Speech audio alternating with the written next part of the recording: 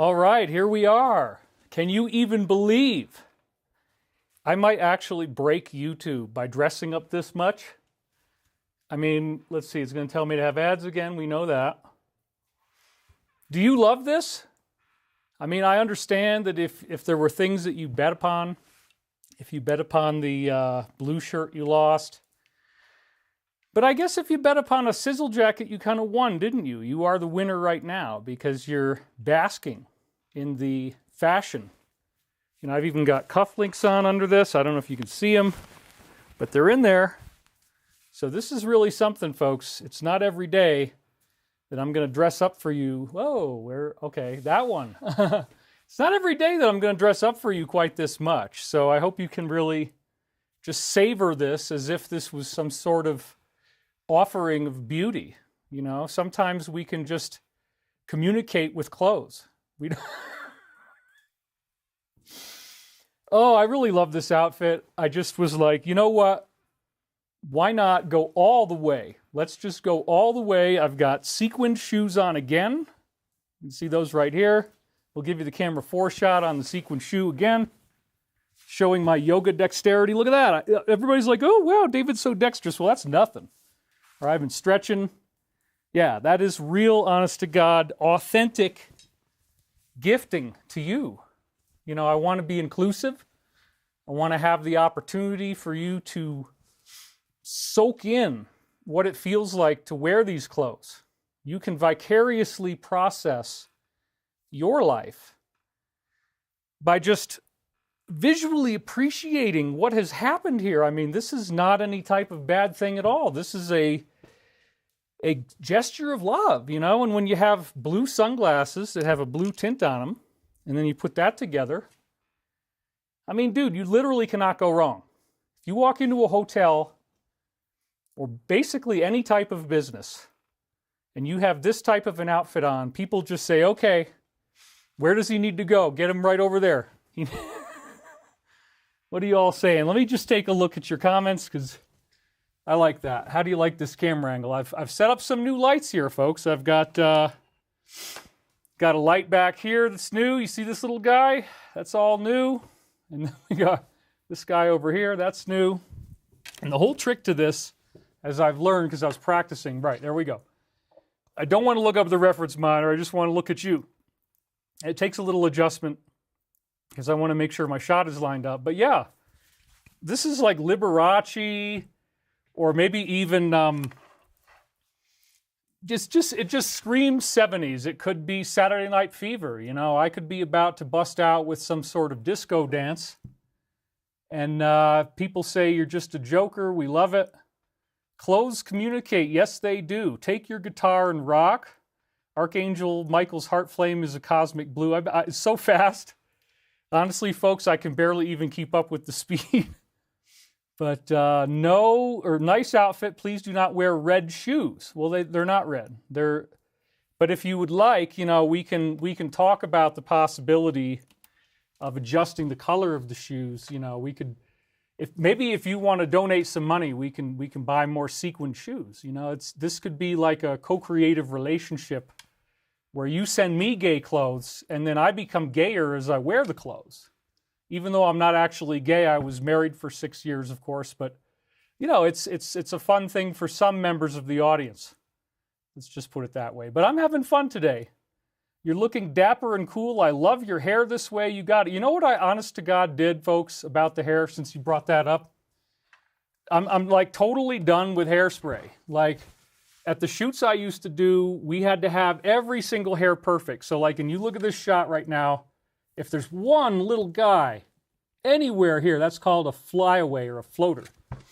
And they'll stop the shoot. Like if it pops up, you have to actually stop the shoot. So my experience is this horrible hairspray smell that's like this weird, horrible strawberry chemical, and it like makes you sick.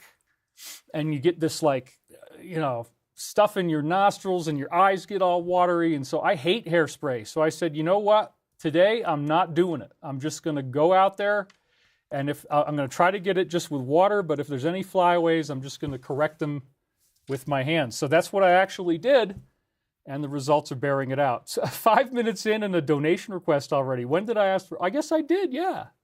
Okay, well, look, folks, I mean, I've been off of work for a long time, and honestly, trolls is, I mean, this is one of the things I want to talk about today is negative greeting and how deeply affected my life has been. If you want to call what I do a career, some people might do that.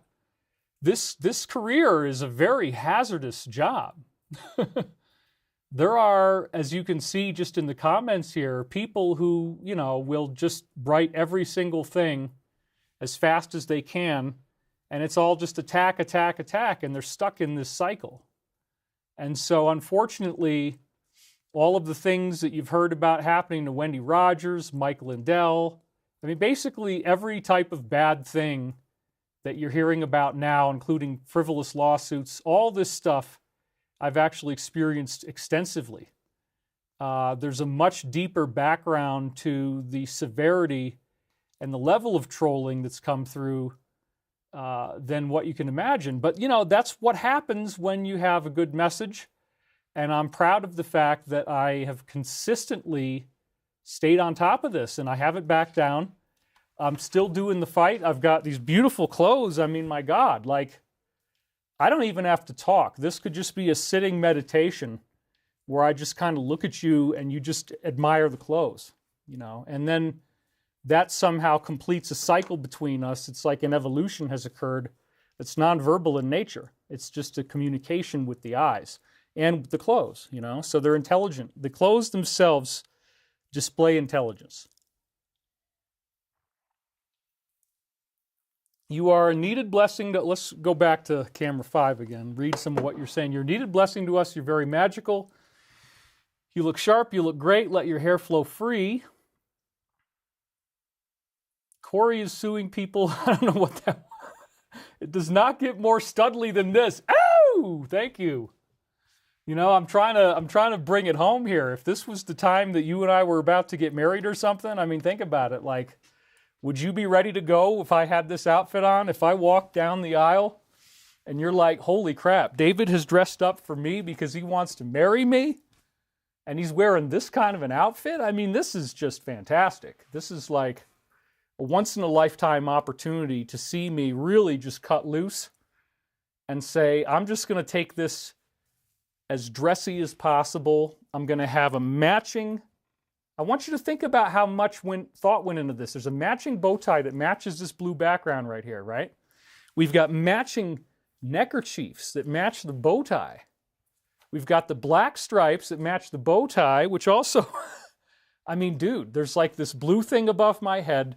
This is composition. You see, if you went to art school, which is, you know, I actually did get art lessons in school, so I didn't really take any in college, I don't think. But in high school, we had some pretty good art instruction. But this is composition, you know?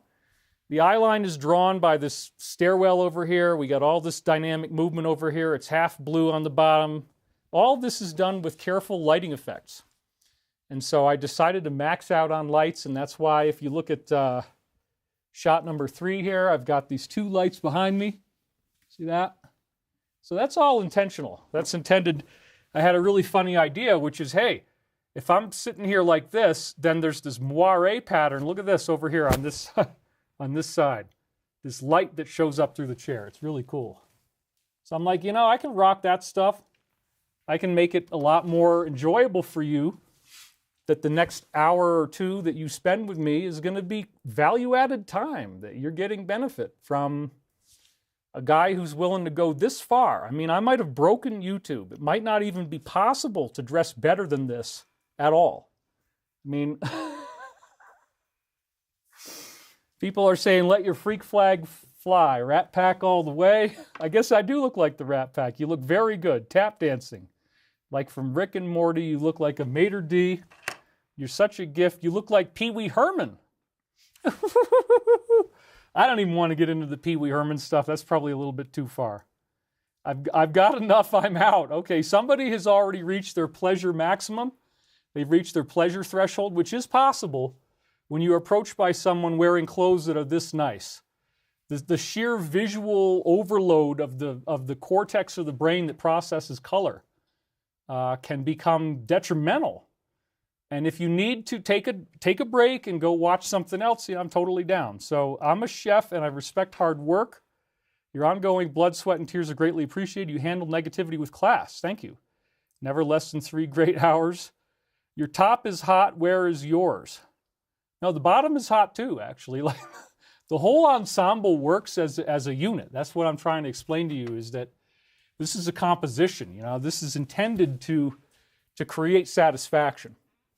I intend to deliver the full weight of David Wilcock's satisfaction for you, the viewer, because as an emotional bond forms between us, you start feeling laughter and you start feeling joy just from this beautiful, beautiful composition, so that no matter which button I'm hitting here, it's just like, darn, that looks good, and that looks good, and that kind of looks good again. So like, this is all done for you. I could have just gone with one camera, and people are like, hey, David, we don't think you need to spend all this time and effort trying to get all these camera angles. Well, now you understand, because once I put the whole puzzle together, once I add the gay clothes, and then the whole entire thing makes sense all of a sudden. There's like a solution to where all these little clues that you've been collecting build up to, and you say, oh, okay. There was going to be a live stream where he was going to have this amazing tuxedo that's like next level fashion from the universe. If you're going to run the embassy and extraterrestrials are going to show up, you might want to have some kind of zoot suit like this. Learn a few tap steps, take a few tap and ballet classes. It's all up to you which way you want to go with the program, but the point is to get the skills so that when you actually have the courage to dress up this well with sequins on your shoes, okay, this is all part of the design. You have to have, you are trying too hard. I mean, that you could honestly say this is an effort. I'm making a strong effort, all right? But then, if you deliver, right, if you've got something to offer, then it all works. You just ease back into your chair and you say, man, David is just on fire. This is like the best he's ever looked. He's freaking awesome. So why don't I say that I want to like really, really hurt his life? Some people do that, and that's okay. That's part of what negative greeting is. But I don't want to just joke around forever in this silly banter about my clothes, but I do feel proud of what I've accomplished here. This did take some ingenuity. I actually rummaged through stuff and found this whole box of these amazing bow ties that I'd bought, and this was one of them, and I'm like, oh man, okay, I'm going to take that jacket, because I'm kind of running out of sizzle jackets too. Like pretty soon I'm going to have to find something new to appease you. To make this continually fresh so that our relationship stays spicy and exciting, because I want to offer that to you as part of our communication. So, I've got it down, don't I? You would think that it sounds like I might have done this before. Sounds like I might have done this before. So what is negative greeting exactly? Well, as you probably know, my focus has always been on the Law of One series, and the Law of One series came through in 1981, and so without further ado, I am bringing you Archangel Michael on negative greeting and the keys to Ascension. Now, I'm going to reuse some of the slides that I had in another show because it helps to very quickly set up the stage here about what we're talking about. And by the way, I do need to drink more water because it's really dry up here. I live in the mountains. All my turkeys have come back. If you've ever watched my ridiculous turkey videos, which some people liked and some people very much let me know that they didn't like them. You get both types. But anyway, I've seen all the turkeys coming back now, and they all seem to have reunified somehow. I've seen a gang of as many as 7 or 8 at once. It's really awesome. So I'm very happy about that situation, but yeah, negative greeting is a concept that comes out of the Law of One series, and it's a concept that relates to understanding what is really going on here on Earth. What is the deeper level of this process of being human. Are you satisfied with your life the way it is right now? You know, this is something. Are you satisfied with your life right now? Do you somehow wish things could be different? Gaze into my eyes. Do not look at the cigarette. I repeat, do not look at the cigarette, no matter what I say. Only look at my eyes. Do not. I'm not trying to hypnotize you, folks. I'm just being silly. Oh, there goes one of my butts. I don't want to set anything on fire here, folks. It could be very dangerous. So there's a greater reality to the world, and that greater reality is a spiritual reality.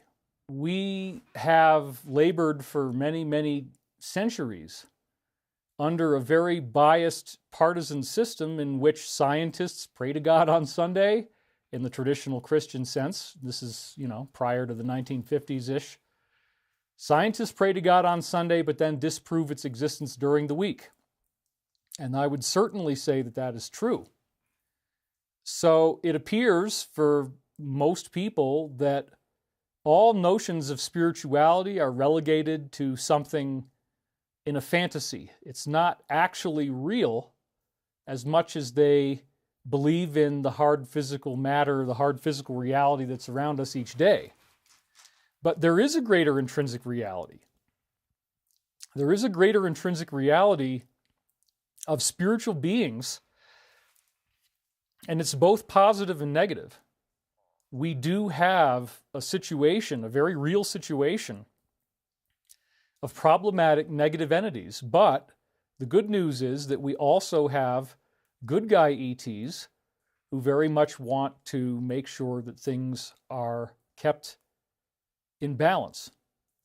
So the message is actually a really simple one. We haven't lost track when we find spirituality for ourselves. We've gained an understanding. We've learned about something that's real, something that's true. And it is ironic that because the universe itself is alive and conscious, that once you acknowledge that fact and you begin interacting with the universe as a conscious life form, then sure enough, all of a sudden, the universe begins responding to you in ways that defy the Cartesian three-dimensional reality that most of us take for granted as the only truth. When you begin living your life with the understanding that you are in a spiritual hologram, that there is no greater reality than universal oneness, everything starts to change. The law of one disavows the idea of indulgence in a left-handed or negative path. When you truly understand the law of one, as it's presented in the Law of One series, we are dealing with a spirituality that allows you to make mistakes. You have free will, but you are bound by what the free will causes to happen in your life. There is cause and effect. So in the Law of One system, they say there is an absolute ethics in the universe. Now, ethics is a word that means legal guidelines on how you run, for example, a society. So there's standard ethical guidelines that are fairly universal from one society to another. They get codified into laws. The difference between morals and ethics is interesting. Morality, is a perceived value. It's a psychologically perceived value that can be subjective for different people. Whereas ethics refers to things like common business practice and how, for example, we have a UCC or Uniform Commercial Code, which is a regulatory legal system that allows for international commerce to occur. There's a standard of ethics that everybody is using in order to have a society that works and operates and functions appropriately. And then having my first girlfriend be from Japan, I learned firsthand that some cultures have very different sets of ethics than we do. For example, in an Asian culture, if a person doesn't want to talk about something, they will just smile at you. and they will stop talking and they might nod their head kind of very ominously. And that means, like, you better stop talking about this now. But they've all kind of, in Japan at least, I don't know about any other Asian countries, but I definitely know about Japan, that this is what happens. And you need to learn these codes. You know, it's sort of like when we, in the future, as we do more with Stavati Aerospace, we're going to be doing diplomatic missions. And so at some point, there is a diplomacy school that I'm going to be taking where we just learn these different cultural things that you have to not do. Like, as you probably know, if you're in a Muslim culture, you don't want to raise your shoe. So I was thinking about that. I'm like, you know, this shoe gag might not play out too well in the Middle East. We got to check the numbers on that. Find out how we're tracking. You know, when David has a sizzle jacket on with sequined shoes. You know, there's a lot of S's in there. I could emphasize those if I so chose, but I'm not doing that right now.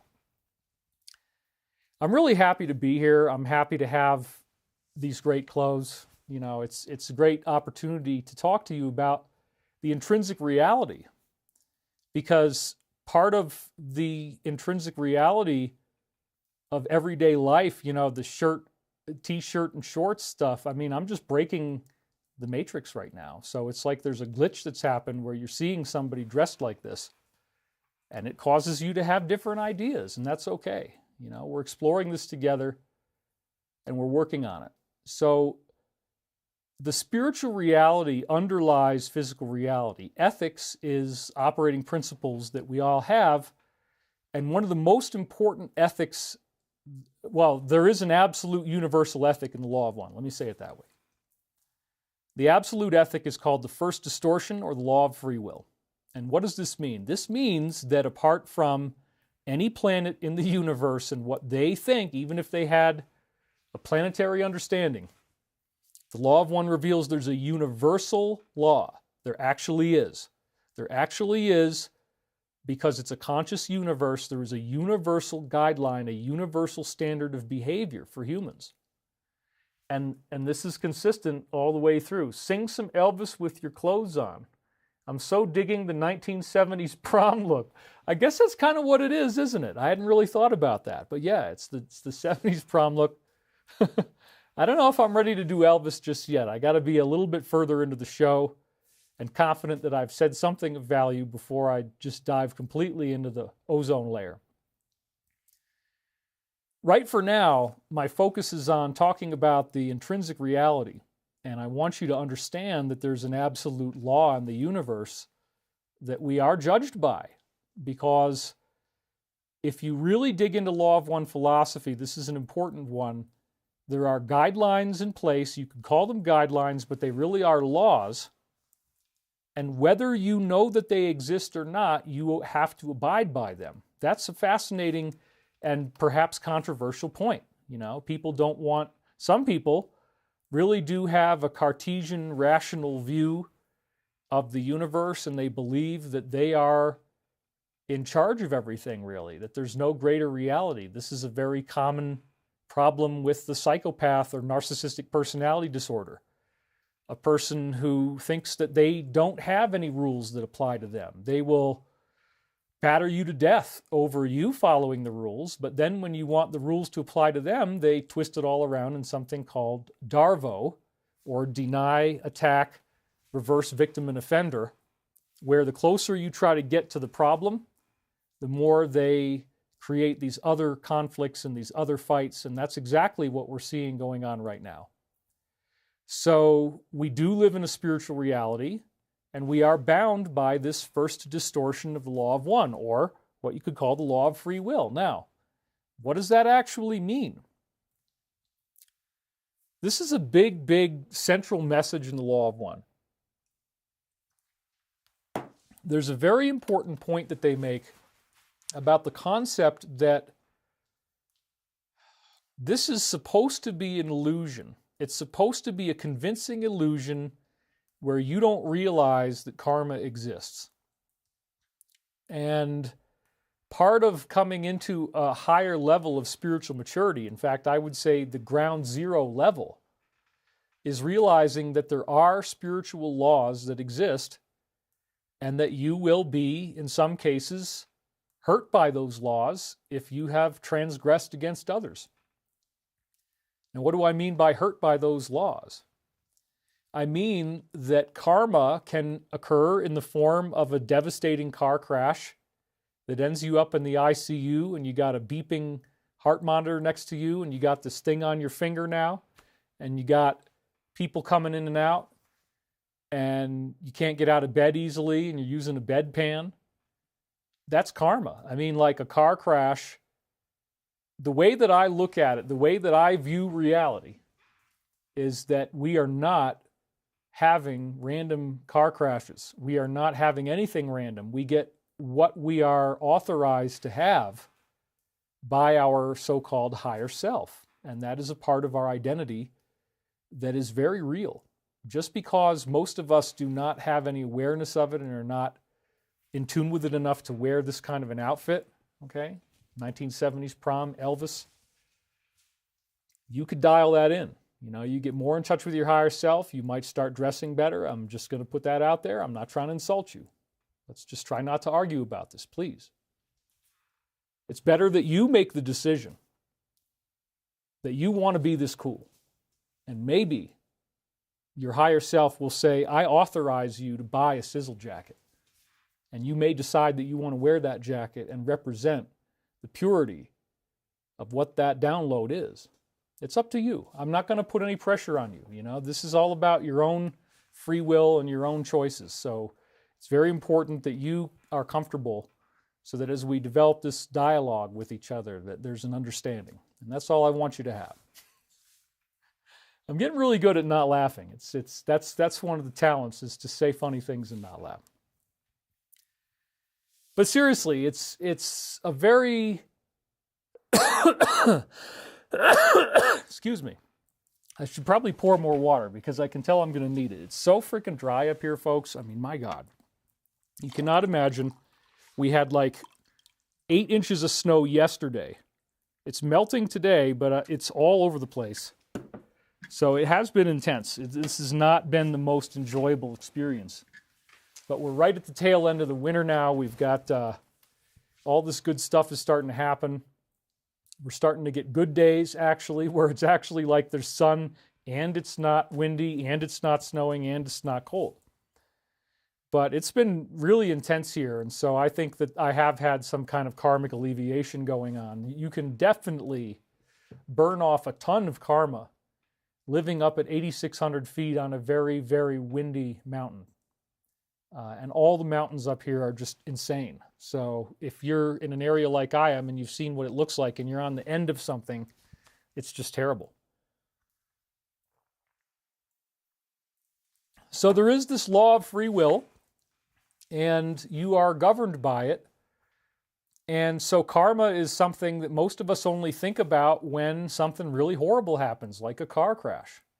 And all of a sudden, in that moment, maybe not most of the time, but in that moment, that's when all of a sudden God is something that you're calling upon. Now, I'm making assumptions upon you. Perhaps as a viewer, you are very much in tune with the higher power, universal creator, whatever you want to call it. God triggers some people. I am going to use that word, so I'm sorry if that offends you. But when I say God, I'm thinking a genderless father, mother God. That's what the original Aramaic word is.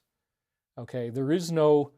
The actual original translation was Father, Mother, God. And that's something that the Church of England can use that, whatever. I mean, they wanted to make it genderless. Well, guess what? That's what it was.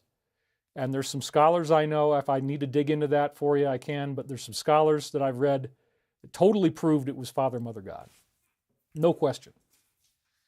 So this universal intelligence has created a playing field that is meant to be convincing. It's meant to look like there is no cause and effect. There is no real common widespread understanding of how real and how severe karma is, and therefore of the importance of following it. And this is by design. Where the law of one philosophy becomes a lot different, perhaps, in many other teachings, is that we have all of this information coming in about the reality that is very near and dear to us in today's world. They talked about the negative elite. They talked about that there was a dark cabal that was in charge of things here. There's extensive discussion on this, and they actually make it very clear in the Law of One that this is a hierarchical negative organization, and that even the very tippy top of the management pyramid here on Earth is a low rank, because we're still only in third density, okay? So then all of the negative extraterrestrials, or the satanic, demonic type of extraterrestrials, like the Draco reptilians that you've probably seen so many depictions of them in movies, television shows, video games, you name it. They've been, I mean, I can remember, I think the movie Flatliners had it in there or something. There's a lot of movies that, strangely, they just pop up. And V, of course, the documentary had people that you tear their face off and it's a reptilian underneath. So this motif, this idea has been presented to us for a long time of some type of lizard man. And there's also a lot of people that have eyewitness reports of seeing these. And in fact, sure enough, if you talk to people like I have for many years who allege that they were in a classified government program that deals with extraterrestrials, almost everybody talks about reptilian beings of one kind or another. And they're not all evil or negative either. There is at least one type I'm aware of that is not, but the majority of them are, at least for whatever it is that we're dealing with right now. So what do you mean by hierarchy? Well, what's at the top of the hierarchy? I talk about this in my new book, The Michael Prophecies. The top of the hierarchy is what the Law of One actually calls the fifth density negative companion. And it's a very ironic phrase, a companion. Well, yeah, because it's following you around and it's trying to trip you up. So there's a lot of stuff in the Law of One about this, believe it or not. There was this being that we could probably say is the devil, you know? What is the devil? Is the devil even real? Oh, haha, it doesn't exist. Well, you could call it Satan. Satan means the adversary, you know? There are various names for the adversary in different societies. There's a belief that Set is a root of Satan in the Egyptian tradition, for example. That's one of the things we might talk about on Ancient Aliens. The bottom line is that at the top of the negative hierarchy is an entity, and the Law of One says it's in fifth density, which is a very different level of reality than the one we would be used to, because in fifth density, you have the full awareness of nonlinear time. You can go anywhere in time that you want. So think about how scary it is if you have an evil being that can go anywhere in time it wants to try to wreak havoc. It can do something in the past as we would think of it, and then it can go into the future and study the results and see how it works. The Law of One also explains that this entity works very heavily, this fifth density negative companion, as they called it, works very heavily on the telepathic level. And then you say to yourself, okay, well, what would the telepathic level involve? The telepathic influence is probably the most common type of negative greeting, which is what entities like this do. Now, the Law of One did say that the fourth density negative entities sometimes will be the ones that take over and create problems for you. So that's a very common thing.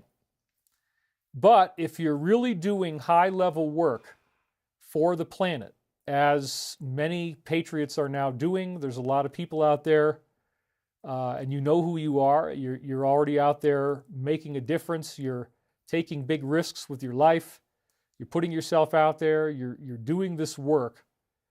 And if you're one of those people, then you're probably getting negative greeting from a fifth density level being. And I think there's only one of them. I think it is basically this, what you could think of as Satan or the devil or the adversary. So that's one of the strange things that I learned as I read this esoteric work. I had read, as I told you in our first live stream 2 weeks ago. I'd read over 300 books, then it became 500 on the paranormal, everything from Yeti and the Abominable Snowman to crop circle books, every single UFO book there was. I got to the point that all I was really doing now was looking at this kind of grand set of ingredients and looking at how different people combine them like a recipe.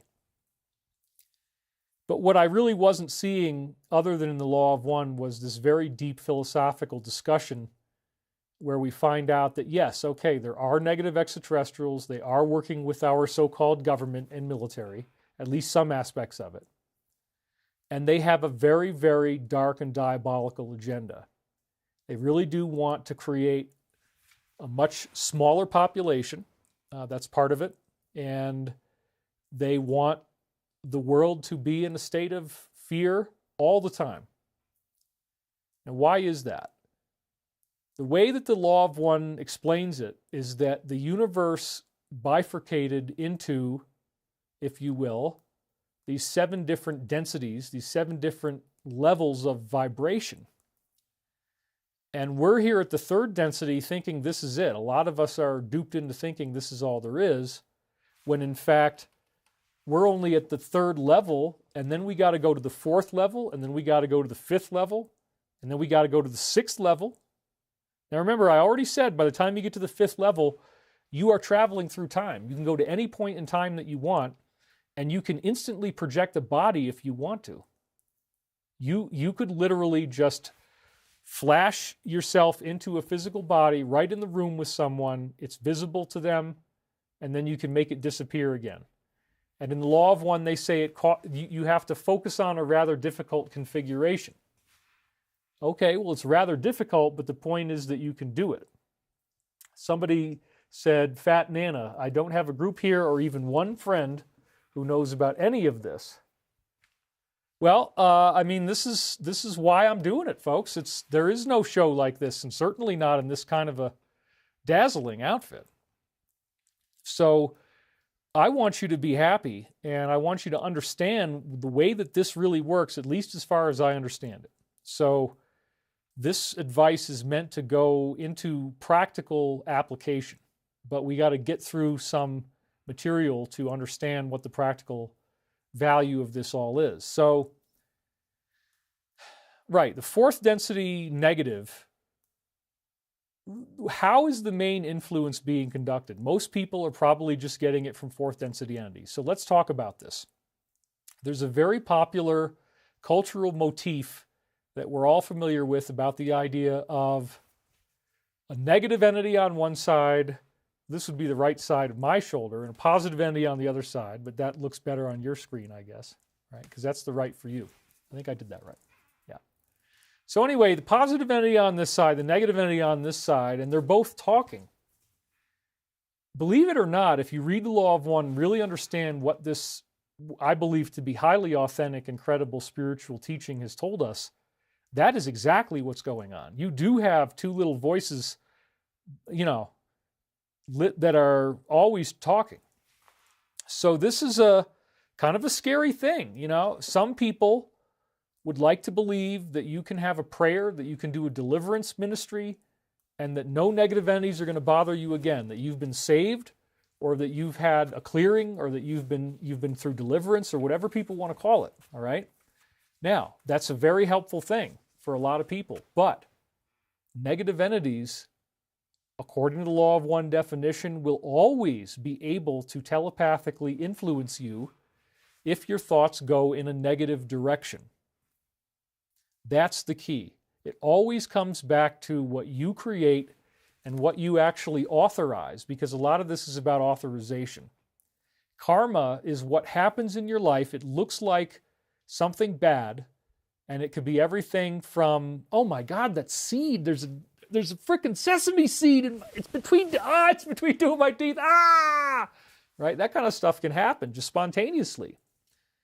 Now, if you start to pay more attention, in many, many cases, as you become more spiritually aware, you'll realize, my God, there was something I was thinking right before this painful thing happened that was very intense. And so like today, there was probably 4 different times because we have the sun coming out, and so all the snow that I talked about is coming off the roof. 4 different times that I had huge chunks of snow fall off the roof as I'm going through my mind and thinking about, am I going to talk about this? Am I going to talk about that? How do I address the topic of negative greeting? So I'm having this very strange interactive experience with my environment, which in my case now involves what you could call threshold telekinesis. And by threshold, I mean it's not like something's blatantly levitating and moving right in front of me, but I'm getting all of these things that are very interestingly timed, and it doesn't take a whole lot of thought to realize that when the wind suddenly out of nowhere bangs on the roof right as I have a thought, it's like, okay, I'm supposed to hear that. Or the wall suddenly cracks really loudly right as I'm having a thought. You may not even be conditioned to think about reality as holographic, so you may not even be conditioned to think that the cracking of your wall is a message to you, while not realizing that you're surrounded by these robed angelic beings, believe it or not, that's often what they look like, who are actually cracking that wall to try to get your attention, but you don't pay any attention. And they will work for years and years and years through your whole life trying to grab your attention, never get it, and they're totally okay with that because they've tried and they've done their best. So when you are having negative thoughts about yourself, when you start becoming angry, negative entities will send you more energy to make you more angry. That's the basic idea. Similarly, when you have thoughts of love, when you have positive thoughts, when you have thoughts of peace, when you try to make yourself relax, when you have thoughts of kindness, when you think about being nice to other people, all of these things immediately authorize positive angelic beings to begin sending energy to you that strengthens those thoughts.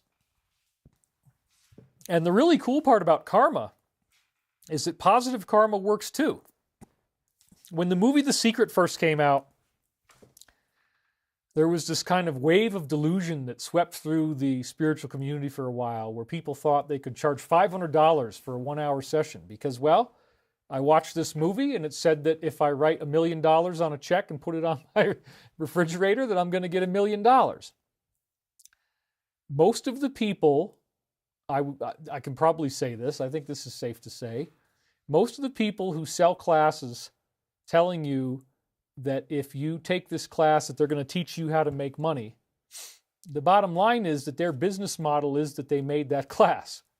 Right? So they're basically ultimately saying, you're going to have to do what I'm doing and talk other people into thinking that they should pay me to tell you this.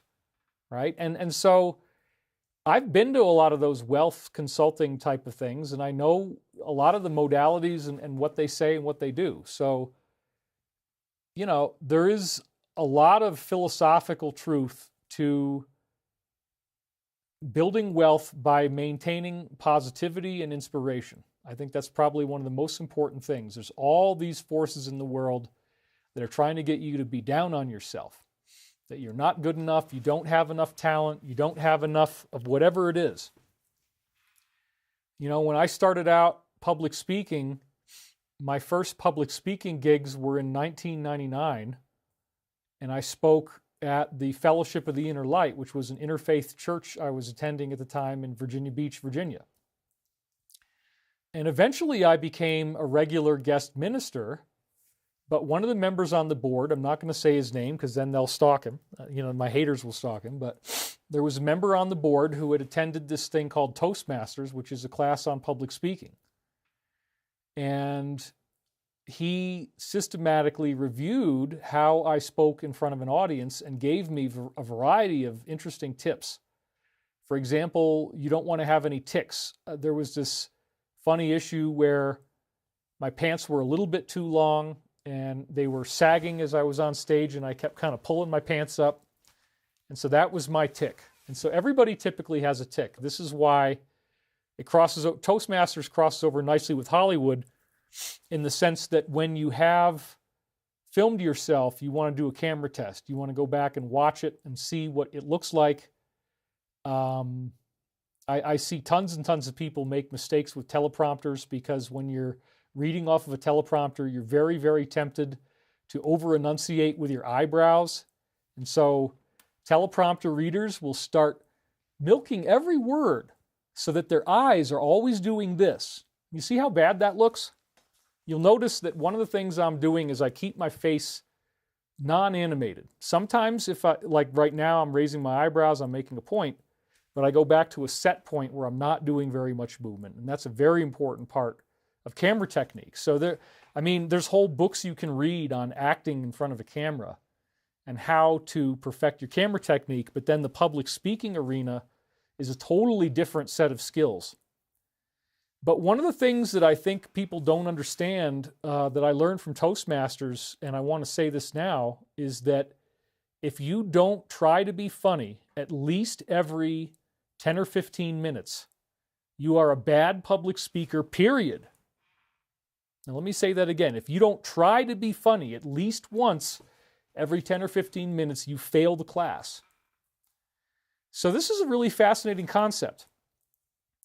It turns out that even if you don't think you have what it takes to speak in front of people, and that you sure as heck wouldn't be comfortable enough trying to make jokes in front of people, by the time you have an audience that's sitting there and they want to hear you, especially if you got clothes on like this, I mean, you're already in. You know, it's a guarantee.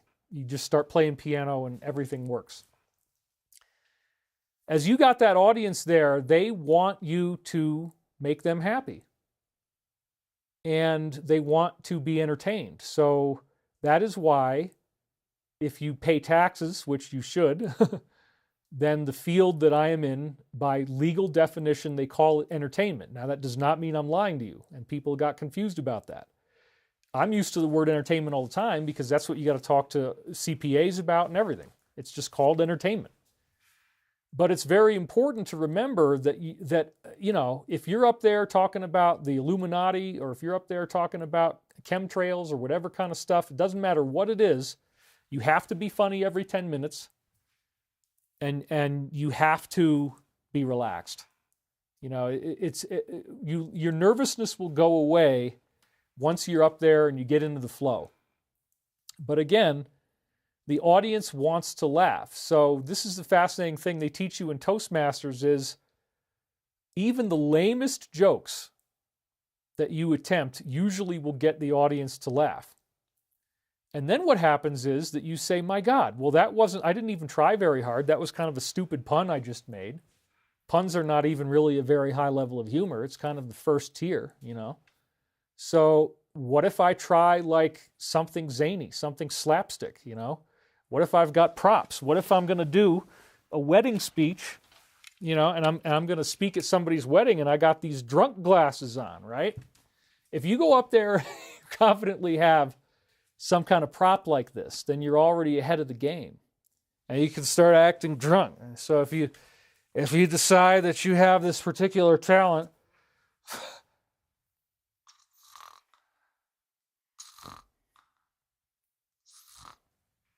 if you decide you have a particular talent for this stuff, you know, oh man, I don't know what I just did. I got another one over here. Don't worry about it. See, this is funny, and you might decide that you could act like you're really tired and that you got off. It could be a good thing for you, is all I'm saying. You want to try to figure out what's going to work for you and be a good kind of comedy that you can use, you know, because there might be different things that are on your side. So I'm just making the point that there's lots of different funny things that you can do in your own expression. And so I'm not actually drunk, that's acting, right? There's been no intoxicating substance gone in. But you notice I like my particular drunkenness thing is I close my eyes. You got to do a lot of stuff with your mouth. Just drunk people usually have a very dry mouth, so they always have. You do that kind of stuff, you tilt your head back, and you talk really funny and slur your words. Okay, so you could actually try that. You could actually be in front of an audience and act drunk, and then all of a sudden you are the man or you are the woman of the hour, and they are exploding with laughter. It works. This stuff really works. If you try to be funny, people will laugh. And so after a while, I said, you know, I want to do comedy skits on my show and really kind of demonstrate something I've always wanted to do, which is to take my particular brand of comedy that I like. I think it's based upon having had so much bullying over the years that I can be in a situation where it's very intense, like if somebody is yelling at me, and maintain complete composure and not show any sign that I'm upset. And so in the same sense, that's the very same skill you're using when you act in a funny way and then you make sure that you don't laugh. So there's a whole kind of skill set that I really appreciate from like Saturday Night Live, and all that came out of Second City in Chicago. There was a comedy nexus in Second City, and I watched a lot of different DVDs, Saturday Night Live DVDs, and learned about Second City and learned about what were they teaching people, because everybody that Saturday Night Live picked essentially came from Second City. So there's a few different things they teach you, and one of the Second City teachings is love the bomb. And what does that mean? This is one of the ones that all the videos seem to talk about. Love the bomb means that you want to train your brain to think that it's funny if you're doing really badly. And that actually is the key that professionals use to hypnotize their way out of any type of trouble they get into. Like if you're doing stand-up comedy and the audience is just not laughing, right? Or something goes wrong, somebody's heckling you. You love the bomb. And I really think this comedy practice applies to everybody because, again, Toastmasters says you have to be funny, right? If you're going to do any public speaking at all, comedy has to be worked in. So love the bomb means that you just embrace the absurdity of you being on stage and not doing well, and then you think that it's funny, and magically that little brain trick actually makes you funny. One of the things that will be fascinating to discover is that if you're a little bit angry, you're a lot funnier. Almost everyone is funny when they're angry. You'll be sassier, you'll talk faster, you'll say sassy things, and you might actually be legitimately very upset. But then other people laugh. And you're like, well, why are you laughing? And then they say, well, I'm sorry, but it's just funny. So if you've had that happen to you, if you've been like really pissed off and, I can't stand this. And then people are like, no, the way you did that with your hands, that's like really funny, Well, I'm upset. Well, yeah, but it was really, really funny. So part of the trick is to, make light of the things that are painful. I think that comedy is about pain. I think comedy is about exploring pain, looking at pain. I saw this Hey Mom and Dad, I'm Straight video the other day, and it was really funny. He's not my son, this guy's yelling. And then she's like, oh, he'll get over it in a day or two. So the irony, that's one of the classic comedy types is irony. Irony, when something is ironic, it means that there's two things that are combined in a strange way that normally wouldn't be combined that way. So it's ironic for somebody to be yelled at by his parents for being straight. That's not normal, what would happen as you would think, but it's a reflection on the state of our society today. It's an ironic reflection. So irony is one of the types of humor that I really love. Slapstick, of course, any type of props like a fake cigarette like this gives you great slapstick. And there's a really nice philosophy of comedy that has to do with how our brains are wired to seek out pain. And then when we find pain, things that are painful to us or things that would cause us harm, that we talk about it in a way that triggers this laughter response. So in other words, like a classic Jerry Seinfeld comedy routine, hey, I got socks and some of my socks are missing out of the dryer. It's like they went away. I don't know what happened. And so that kind of simple thing, the pain of losing one of your socks and then theorizing that there's some sort of vortex in the dryer, that's an example of pointing out pain. The pain is that you can't find your darn socks. But then you make it funny by saying, oh, the socks went into a vortex. So I think that having a sense of humor is absolutely critical in the face of negative greeting, because the negative greeting is always trying to get you to think that life is so serious. And so I realized, I could do like 20-minute long comedy skits in the middle of my show and people will love it, because I know what I have to do. And it's It's tougher, believe me. What I'm doing here, because there's no live audience at all, I have to go based upon what really works. And so one other thing, if you do want to explore comedy, that I would highly, highly recommend, I would even say it's an essential training, is to watch Whose Line Is It Anyway, and especially the earlier seasons with Drew Carey. Now, I think the only way you can watch it is to get this channel called The CW, which is on streaming platforms, and it's an ad-based service, so you have to watch commercials. And you can't skip them. So you just, mute the darn thing and wait until it's over, basically. That's all you can do. That's annoying. But if you really want to study comedy, what they do on Whose Line is that they have a live improv. There is no scripted anything. They don't have anything in advance except for perhaps certain ideas of skits that they're going to do, and then the basic idea of like, okay, we want you guys to act out blankety blank. Here's the card. They read the card, and then these guys get on stage and they create a routine spontaneously. So if you watch Whose Line Is It Anyway, and you see how these guys get little skit assignments and they go up there, like for example, they have a prop thing where the whole point might be you have a really funny prop. Like for example, I got this fish tie. Okay, so you could actually make a lot of really great comedy out of this.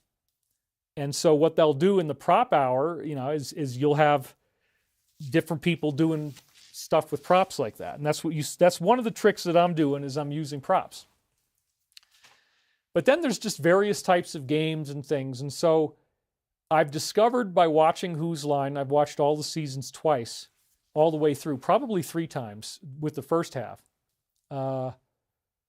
Believe it or not, sexual innuendo is probably the consistent crowd pleaser of all. If you say something that's sexual, that's a little bit clever or different or unusual, and especially innuendo, not saying it directly, but going around it. And so they have this game on Whose Line that I think is one of the most illustrative of this, called If You Know What I Mean. And the whole point is that the characters have this conversation back and forth, and everything they say to each other has to be a sexual innuendo, which they end with a word like, a phrase like, if you know what I mean. Well, that's not something you see every day, if you know what I mean. And then there will always be a kind of an implied sexual something. So sexuality, for some reason, really gets the laughs. And so it could be straight, it could be gay, it doesn't matter, but it really does create incredible laughs. And there's no question, if you watch Whose Line, that even though these guys are straight, absolutely the biggest laughs they get are when they act gay. Every single time. You go and watch and you tell me if you don't agree. Every single time they do something like that, the audience just goes insanely high on the laughter scale. And this is a very big studio live audience. They're rowdy, it's real, it's noisy, it's fun. So anyway, for me, as sort of like an academic study of comedy, if you watch that long enough, you'll start to get the gist of what are the funny things you can do and the different approaches to take. Funny faces can be done. That's another thing you can do. There's a lot of funny things you can do. And I think that as we all become better public speakers, realizing that, no, you fail Toastmasters if you're not funny. You will fail the class. You will have to take it again. They will not certify you. So that's why, if you want to go out there and be an influencer, comedy is an essential ingredient for everyone. It's not an option. It's not like, well, David's funny, I wish everybody else is funny. It's like, no, everybody else should be funny, because that's what you have to do to pass. Right? You have to do it to pass. So I think that in a lot of cases in our own lives, as the spiritual reality I'm talking about occurs, we lose touch with our sense of humor. And there's lots and lots of things going on in the world right now that would make you not feel jovial, not feel happy, not feel fulfilled in your life. And I get it. I mean, it's just crazy. Negative greeting is a very important thing to understand. Because, for example, last weekend, before I did the show, I had a once-in-a-lifetime experience in this house where the smoke alarm is going absolutely insane. And these firemen come to the house. As I said, I felt, well, that's a great comedy. That's another example of it, okay? Let's talk about that. How much were you laughing when I told you the story about the fireman in my closet and all that stuff? And I knew with all these props, some of which I still have, like the defective smoke alarms, the props help. It does help. So I got all that stuff out because I realized I was talking to my launch manager about what happened. I had no intention to tell you this story. And I was telling her what actually happened, and she started laughing. And I'm like, well, that's very inappropriate, And then I'm like, well, wait a minute. I get it. Okay, that's right. If it hurts you, if it's painful, it's comedy. Comedy is pain. Pain is comedy. There's no better way to make people laugh than to talk about the most painful thing you've ever been through, or at least whatever you can get away with. You don't want to crack through stuff that's going to name people. I think that's very important. I don't think you don't ever see me castigating people by name. I don't do that, and I'm not going to do that. So yeah, it's a great thing to recognize that perhaps one of the worst things that you've ever been through that you've never ever thought was funny. If you tell this story in front of an audience, they're all going to start laughing. And you might even be a little angry about it at first, but then you realize, wait a minute, I'm just going to go with this. The audience is having a great time. Let me just do this. So having that sense of humor is critical in today's world because what we're dealing with is such an onslaught. We're so overwhelmed. Our senses are overwhelmed. Our minds are overwhelmed. There's just so much stuff going on all at once. We can't track it all. There's threats everywhere. And negative greeting takes a very interesting turn because different negative events take place at the same time. And so this goes into one of the most important principles that I wanted to share with you today. And I didn't make slides for this, but let's just, if I don't have any slides at all, that's fine. I had some in case I need them, but the principle of the negative drawing out of you strength, that's really the key of why a benevolent universe allows these bad things to happen. It's drawing strength out of you. As you have these negative events occur, there is a trap set for the negative. It's fascinating. And so negative greeting is something where higher angelic beings allow negative things to happen to you. Negative beings may actually be driving those things. And so stacking is a very important principle about how the negative entities do this. What they do is they understand that they don't have to create any one big, really horrible thing. They just need to create a stack of smaller irritations. And one of the weirdest things that will start to happen with stacking is that the smaller irritations are strangely linked to each other in a way that you do not understand consciously. The smaller irritations somehow have a theme. And the theme is that you just feel like you're losing control of your life. You can feel overwhelmed. You can feel very unhappy and just like, wow, what the hell is going on here? So these are all things that we need to consider as we go through our lives. I just heard a big snowfall. My God. As we go through our lives, we want to be aware of stacking because stacking is so critical. It's the idea that there is a negative intelligence that is trying to hit you all at once with a bunch of different things that are stressful. And your job always is to not take it in, to not get to the point where you feel as if everything is wrong and your life sucks and it's terrible and you don't have any control over what's happening to yourself and you can't protect yourself, you don't feel safe. That kind of prolonged sensation is what's been induced by the changes we see in the world. The very disruptions that now define our headlines are part of the stacking. They've added dramatically to the stack. And so everything in the context of what's going on in the world and how uncertain it appears for most people who don't really see where this is going and what is happening, that this is all part of this ascension process that we're going through as a planet. If you don't have that perspective, you can feel hopeless. And I believe that it is from hopelessness that a lot of crime is born, and people feeling like everything's going in a negative direction, and so why not do something criminal because it doesn't really matter right now anyway. It's all just going to hell. Well, that is exactly the type of illusion that spiritual forces create, you see. The positive forces are leading us through a non-catastrophic global awakening. We are not going to have a tsunami. We're not going to have the Yellowstone supervolcano.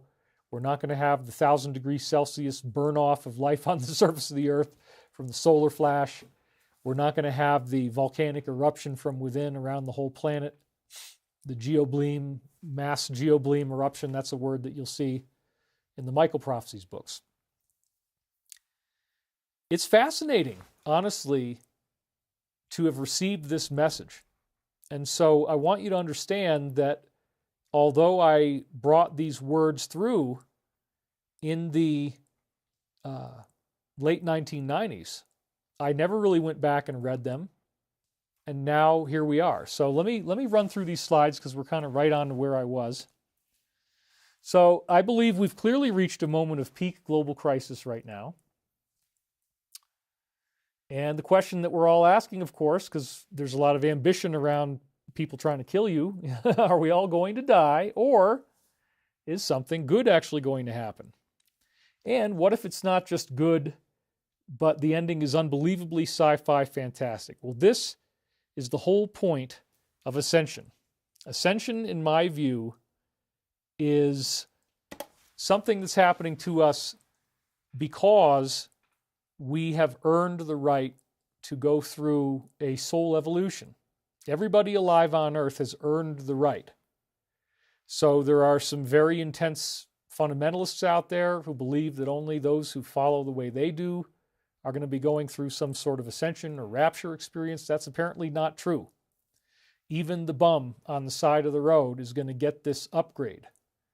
And I want to be clear that the prophecies are very specific in saying that the effect that this upgrade will have is essentially better than if you became a multimillionaire or a billionaire. And Michael is telling us this is only 2 years away or less, 2025.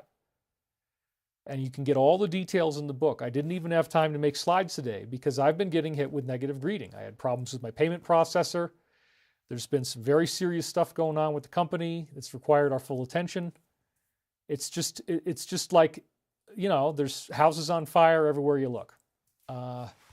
I do think our company's going to be fine, and I did work out all the things with the billing this week, but I had several major flare-ups occur, and there's other things that, you know, it's just in the course of living, stuff that comes up that you have to work on. So I'm looking at all these things, and they all occurred after I had this fire alarm incident before my last show that was extremely upsetting, where all these crazy things happened at once. I had this crazy windstorm outside. It's like a biblical windstorm. It's very cold. My dog gets all traumatized, so she looks like she might be dying. She had to take 3 emergency walks in a row. The third one, she didn't do anything, but the first 2, the first one was pee, the second one was poop, and the poop came out immediately, which never happens. So I'm like, whoa, what is going on? So we got the wind. Then as soon as I called the fire department, they were here so fast, and they bring this huge frickin' fire truck down the driveway, and I feel all bad, like, well, why'd you have to bring the big truck, you guys? Oh my God. But they needed the ladders, you know. So then we have an hour and a half of fun trying to find this crazy, crazy beeping noise. And I just put Girlie in the bathroom, locked her in there so she wouldn't have to hear it. And it did help her a lot. She was much better when she came out. So this was one thing that really seemed to be well timed, right? It's the day before a show. I hadn't announced it yet. I'm like, should I even continue? Should I cancel? And I realized, no, I know what this is. This is something, this is a force that's trying to make me feel very unhappy and not prepared to do my show and just want to go and and be alone. And so there's been a whole bunch of those things this week. I've solved, most of them already. I mean, they've all been solved pretty nicely for the most part. There's a few that are still around, but so I said, okay, I get it. You need to hear about negative greeting, because if this is happening to me, it's also happening to you. Strange events that are negative that all pop up at the same time, and you're like, is there some kind of iceberg underneath these little floaty islands here? Is there a glacier that I'm not seeing beneath the surface? And the answer is absolutely yes. It's very important to understand that we have a spiritual reality, and there are negative entities that are quite clever and quite capable that do come after us. Are you ever going to see them? No. I think that's almost impossible. The only people who do are the ones who participate in these really diabolical ceremonies. And even then, I still am divided as to whether it's anything real or if it's just a shared hallucination, because the colonel has said that everybody sees something different. So I don't know what it is, but apparently people see something. So that only happens, as I've said before, if you're actually killing a person in the process. There's no other way to do it. And the universal law, I think, is a good thing that it works out that way. Prior to the time that Jesus arrived, it appears that demons could be working with people in a way where they are visible. There's like some kind of overlay over the face, perhaps. There's a story in the Bible that I talk about in Michael Prophecies. It's mirrored in the book of Mark. This has a shortened version, and then also in the book of Luke, which has a much longer version. About in the book of Mark, it's two people. In the book of Luke, it's one. Where the guy apparently is turning into some kind of creature, and he's like killing people, and he's eating them, and nobody can go through the area because it's so dangerous. And Jesus ends up casting demons out of this guy, a number of them. Apparently this guy had multiple entities in his body. And I go back through the Bible scripture, and I actually report on all the instances of demons, or most of the instances of demons in the Bible, and say, well, when you look at the way that people are responding to what they're seeing when Jesus is apparently doing this, it's a visual phenomenon. It is not just like somebody screaming and then they drop down. It's like a superimposed demonic face and body that appears over them. And it's very dramatic, it's very scary, and the entity apparently is in a lot of pain, and then it leaves. And so that would make it a very, very visually sumptuous type of thing to see.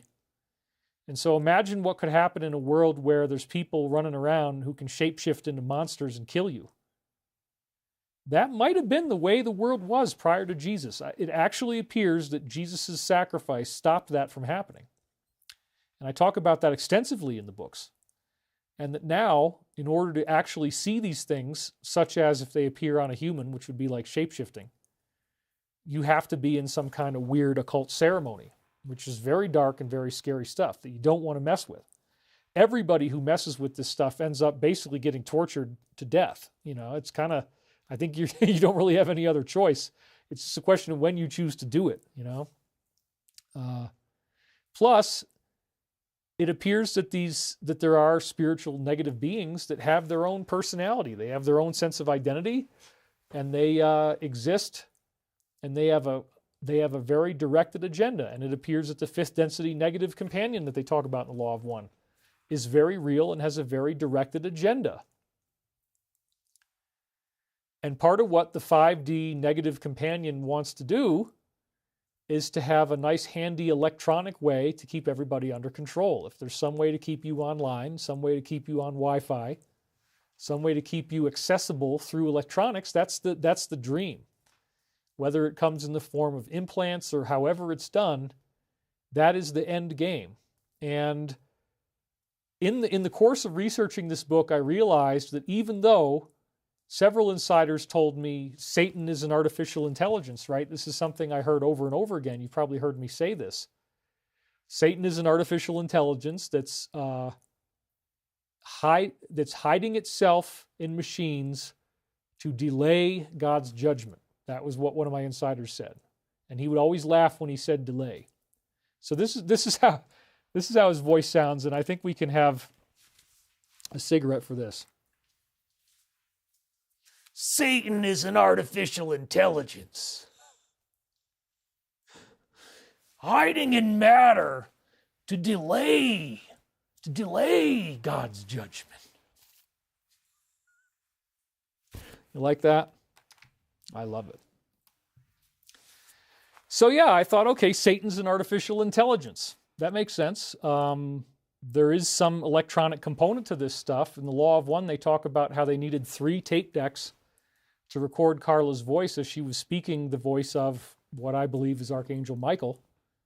And the source required these elaborate protection protocols to make sure that only the highest and purest positive force comes through. And in fact, the Law of One is immensely Christian. And what's so ironic, as I talk about in my previous book, Awakening the Dream, is that it all had to be hidden because Don Elkins, the person asking the questions, really wasn't into Christianity at all. So these are Christian angels who had to disguise their identity, disguise their name in order to get this work done so that they could get these questions answered. So he asks about, like, how did you build the pyramid? And they say, well, we built the pyramid with everlasting rock. And he really didn't understand that that was a very layered statement that was beyond his own ability to understand. But when you hear about Jesus called the Rock of Ages, that's what it's about. And there's a lot of very interesting metaphors that link Jesus to the pyramid in the Bible that people have lost track of. Like, for example, the stone the builders rejected has become the chief cornerstone. Jesus is the chief cornerstone. What does that mean? When the capstone is put back on top of the pyramid, you have now a 6-sided object that spontaneously turns into a 5-sided object, because when the top has a flat top, it's 6 sides, and when you put the capstone on it, it becomes 5. 6 is a number that means evil, 5 means divine perfection. So again, the whole original idea of the Great Pyramid was a prophecy of the coming Christ and the prophecy of humanity's ascension. And then it was co-opted by the negative into an Illuminati symbol. Oh, the all-seeing eye. Oh my God, the eye in the pyramid. It's so scary. It's so scary. Look, the founding fathers who put that on the obverse side of the Great Seal of the United States beginning in 1787 did not do that out of some type of satanic evil. Okay? There was a pyramid Christianity going on at the time of the American Revolution that I'm sure the founding fathers were all into. There was lots of books being written on pyramidology at the time, and they were all talking about the pyramid being a Christian monument. And that context has all been wiped away. But that's what the founding fathers were drawing off of, was this immense fascination with the Great Pyramid and many, many forms of symbolism that it had about this 25,000-year cycle, including the fact that if you go across the diagonals from the bottom of the pyramid on one side over the top and then down to the other corner, and you measure that in pyramid inches, it comes out to, I believe, 25,627 pyramid inches, which is very close to the accurate data of how long the so-called Earth's precession takes, the 25,000-year cycle that they talk about all the time in the Law of One. Do you need to know what precession means? Not really. It's just a wobbling of the Earth's axis. It takes 25,000 years. But if it's a doomsday clock, and if the sun is going to go off and create catastrophic Earth changes at the end of 25,000 years, then you darn well want to be aware of it.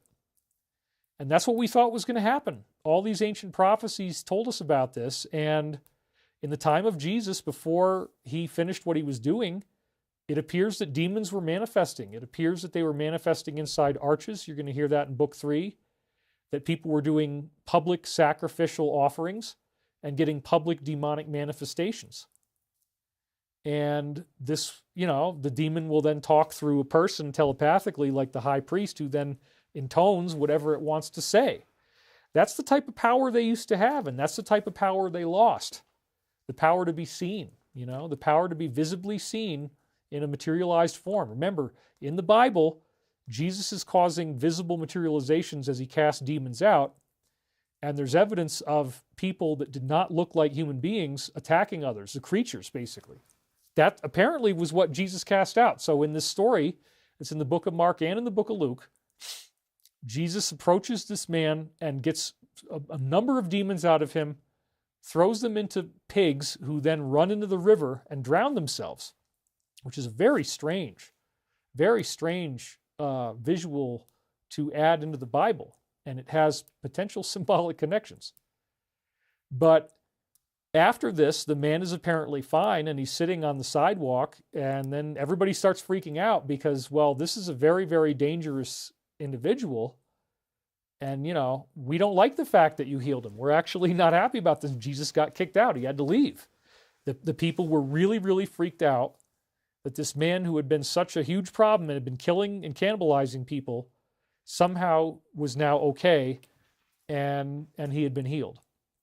So that story, the stories of demons in the Bible, to me, were always the biggest stumbling block. I took the challenge, I read the New Testament, and I said, I can grok a lot of this, but man, this demon stuff is just, what is going on here, Well, it turns out, after all these years, that now I find out that the demons do still exist. It's just that hardly anybody can actually see them, but we are constantly entangled with them because they're constantly creating telepathic influence. So you can get scared about it, but it's not going to really do any good. The point is, we live in a spiritual universe. Negative entities can strengthen your negative thoughts. Positive entities can strengthen your positive thoughts. So we always use the term chink in the armor. What does the chink in the armor mean? The negative will find a way in which you bend the rules a little bit and then take advantage of it. And it might do that through the use of another person. A lot of negative greeting is orchestrated by negative entities who can nudge someone to do something at a certain time, and they're not aware of what is going on. They're not aware of the greater context. I've had so many examples of this for so long, in which strange, upsetting things are happening at the same time, and the people who are involved in these things are not aware at all about the other components that are also happening at the same time. There is some type of influence. And so the influence might not be more than, I want you to go after David and be angry about blah, blah, blah. All right. Add that to the list. And then the timing of when it happens is going to relate to 3 or 4 other things. Again, it's clustering. So 4th density negative entities in the law of one system, they're not really that smart, but they carry out the orders from the 5th density negative entity. The 5th density negative entity is apparently very, very incredibly wise and powerful. It can travel through time, and it does a very, very intense analysis of your psychology to try to find the weakest points that it can exploit. So let's say that your most painful thing is that you have overweight issue. And I had that. I grew up after my parents divorced in 5th grade. That summer that they split up, I gained a tremendous amount of weight. I was heckled by my 5th grade teacher in the hallway. I kept the weight through 6th grade, 7th grade, 8th grade, 9th grade, and the first half of 10th grade. And then I started losing it in the second half of 10th grade. But my max was 225 pounds of 5'9". So I had a big stomach, I had the man boobs, all that stuff. It's kind of amazing that I look like this now. I was able to lose 85 pounds, but that's actually what I did. I don't talk about it that much, but yeah, part of my background is losing 85 pounds. And there's a psychology that comes with how you're treated if you're overweight. So I'm aware of that, and it's been quite a journey to go through all the layers of healing and understand that, what I want to do now is very different. I'm going to take good care of myself. I'm going to take good care of my diet. I'm getting a lot more exercise. I've been working through an injury that I got in 5th grade that really messed up my leg, and it's just taken forever to get this thing to heal, but I'm finally just about there. So negative entities come at you with telepathic influence about what you're the most insecure about. So let's say that your weight is the most insecure thing that you have. You're going to have these thoughts coming into your mind telling you that you're too fat. You're going to have these thoughts coming into your mind telling you that you are disgusting, that you are a shameful person, that you there's something wrong with you, right? Negative entities, what do? Their specialty is creating specific thoughts and projecting them into your mind so that the thoughts feel like your own.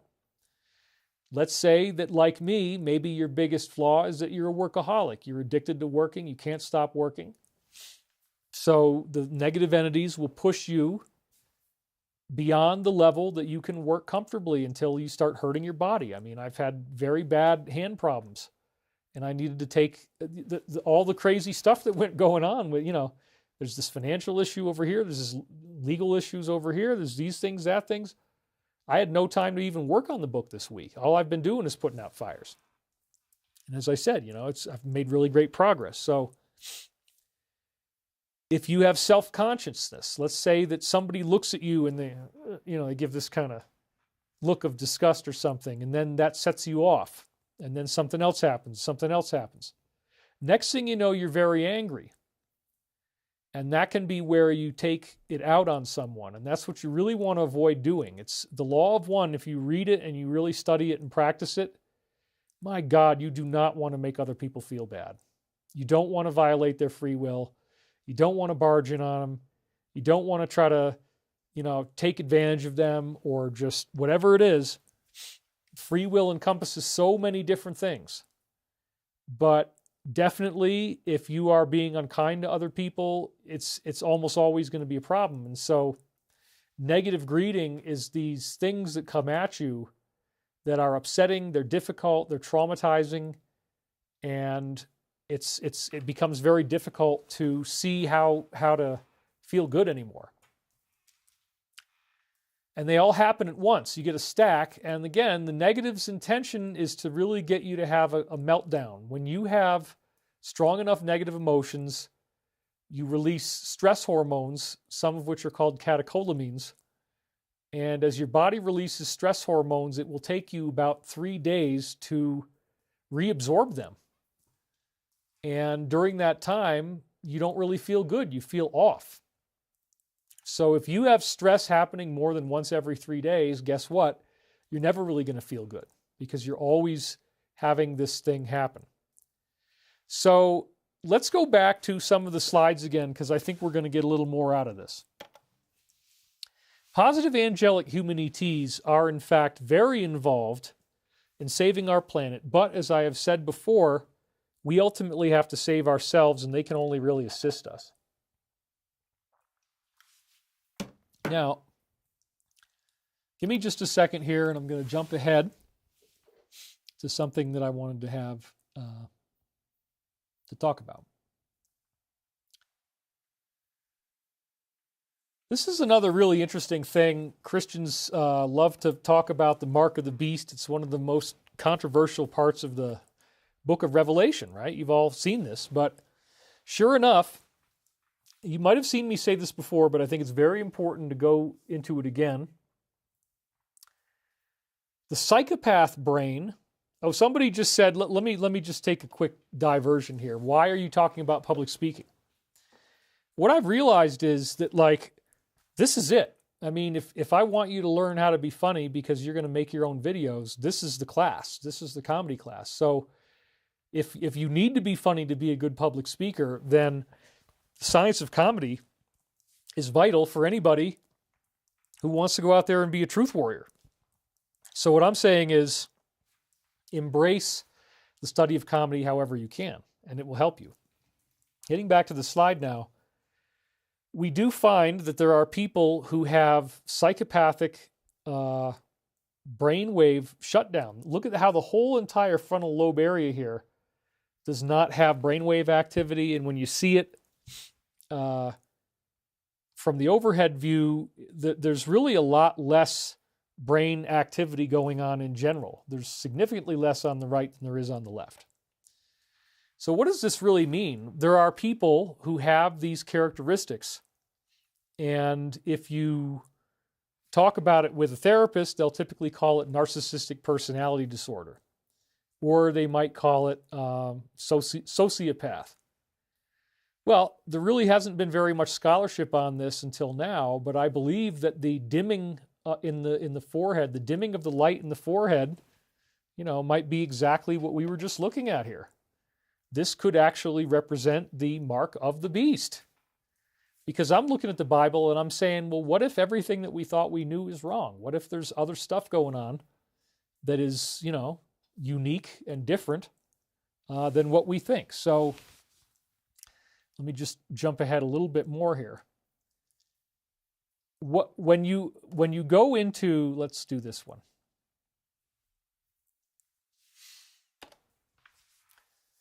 So yeah, these are two of the areas of the brain that get shut down here, the amygdala and the medial or ventral. Well, there's also the ventral medial prefrontal cortex, which is below that.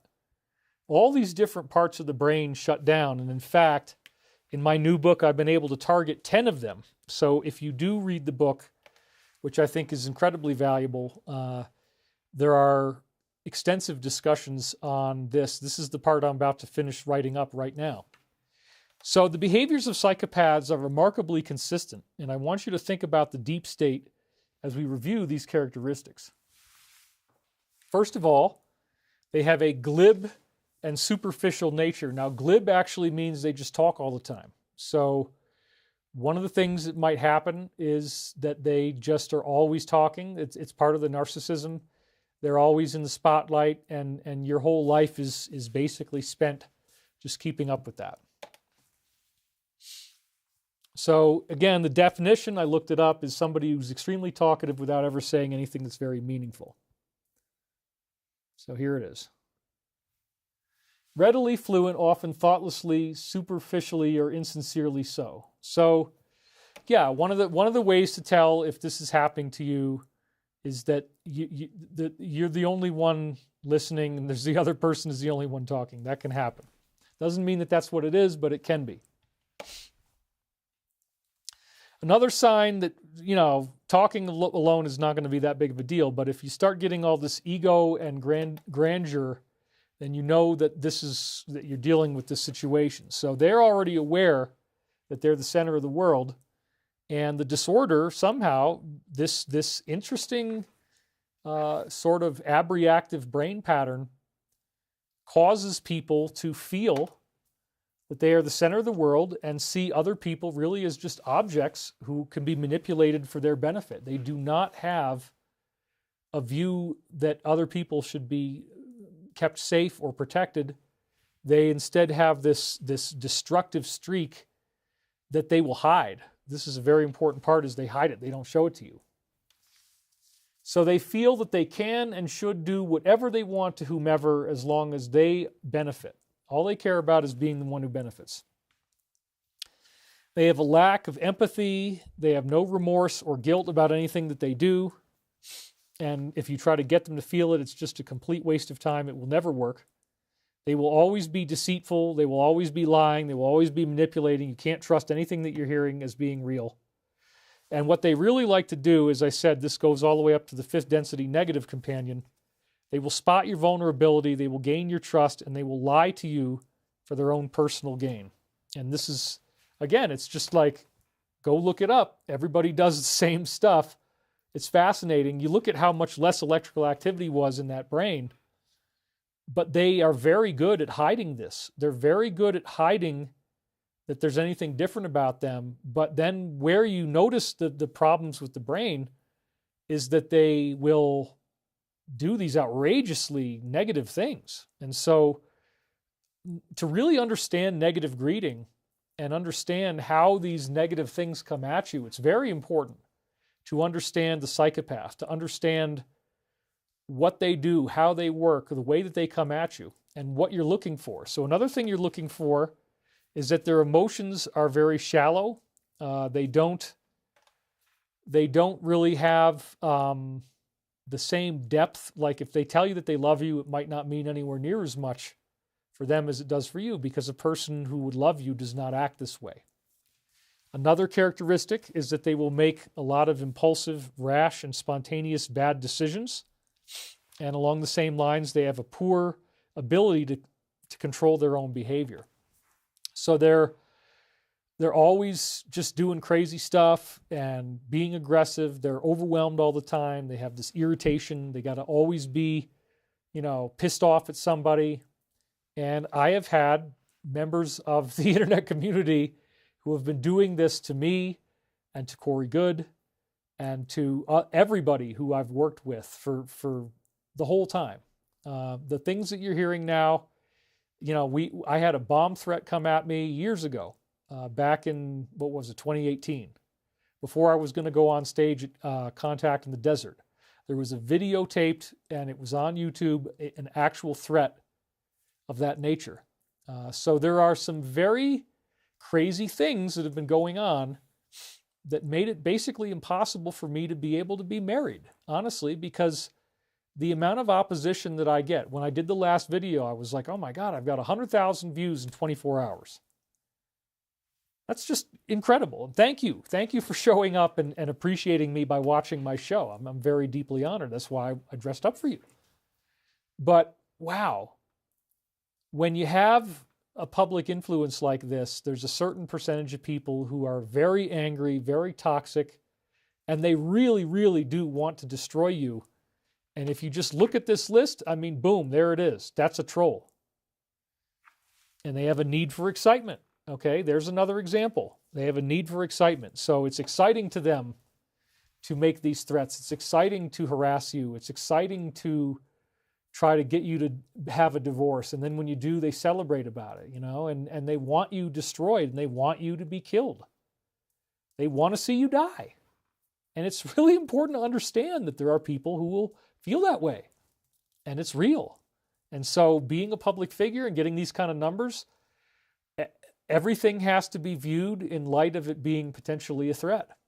Every person has to be viewed in light of them potentially being a threat, especially now that I'm working in this aerospace arena. So let's have some more of what we can be looking for here. And again, this totally fits with trolls. There's a lack of responsibility. They are irresponsible and unreliable. They do not follow any rules or keep any of their promises. They break their promises, which will totally ruin you. You just can't understand. And they don't seem to have any concern about the effect of their behavior on others. Antisocial behavior has to be visible before the age of 15, meaning that it hasn't come about as a result that you had a bad teenage experience. By that point, it's usually too late for it to be this kind of an issue. And antisocial behavior appears as adults, which is harming others and going against the norms of society. So, believe it or not, 75 to 80% of all people in prison have antisocial personality disorder, which is a name for this shutdown in your brain. Up to 80% of all the people who are doing time, male or female, have this abnormal brain. It's a shocking statistic, but it's actually true. And then another thing that's fascinating is that, are you ready for this? 80% of people with psychopathy are likely to recidivate after their first conviction. What does this mean? Recidivation means that you go back into prison again. So we have a very, very serious issue with psychopathy, because the estimate of how much this disorder is costing us just in America alone, I believe, is like in the hundreds of billions of dollars. And that statistic is going to be in the book. But the point is, we have some very bad people out there, if you will, who are actually part of an organized system that was developed out of a whole organization where everybody has this characteristic.